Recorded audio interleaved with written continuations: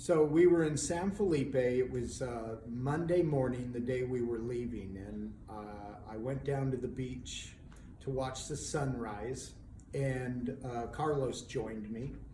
And as we were getting ready to leave, I got up to leave, and there's this house right there. It's a two-story home on the beach, and there was three women that Carlos and I had spoke to the day before.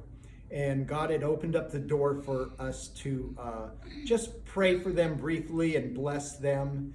And you could really sense that, you know, God was in that. And so Monday morning, one of the women was up on top of the balcony, and I looked at Carlos and said, "Let's go talk with her." And as soon as we went to head towards the house, she went in the door, and I thought, "Oh, okay, I guess that wasn't meant to be." But what I didn't know, she was running downstairs to come out onto the beach to greet us. And so when she came up, she was so excited to see us. She remembered our names, and she said, "Oh, Ray, hey, how you doing?" And she reached her arms out, and I gave her a big hug. And as I was hugging her, she began to weep. And so at that point, I just began to pray blessings over her life and encourage her. And God, the presence of God just became stronger and stronger upon her. And afterwards, as we began to talk, she began to talk about the problems that she'd been going through in her life. And the problems with opioid abuse and drug abuse, and that she also had major problems with her stomach from having so many kids that wouldn't heal.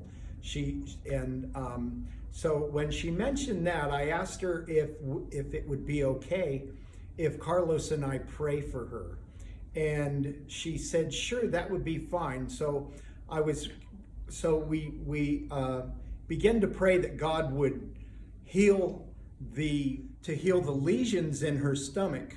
And as I commanded the pain to go and the issue in her stomach, demons began to manifest on her, and she began to shake violently, and she just went face forward, hit the sand, face down, and just began to shake like this in the sand.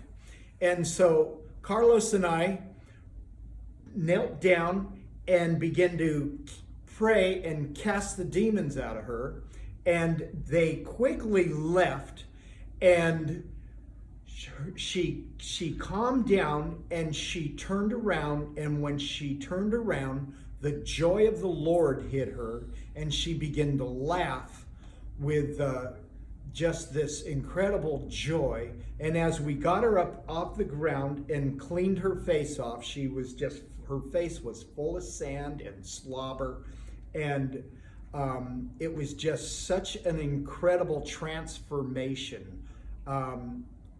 She was so full of joy and just so just overwhelmed with the presence of God. And while this was going on, the women in the house that she was in were all watching. And come to find out, they come from a church that is a gay and lesbian church, and they and so it's kind of, you know, it's kind of strange. We were able to exchange information, and so I believe God's just going to allow that to open doors to begin to send this woman things that will encourage her and bless her and help get her more focused in a better direction, if that makes sense.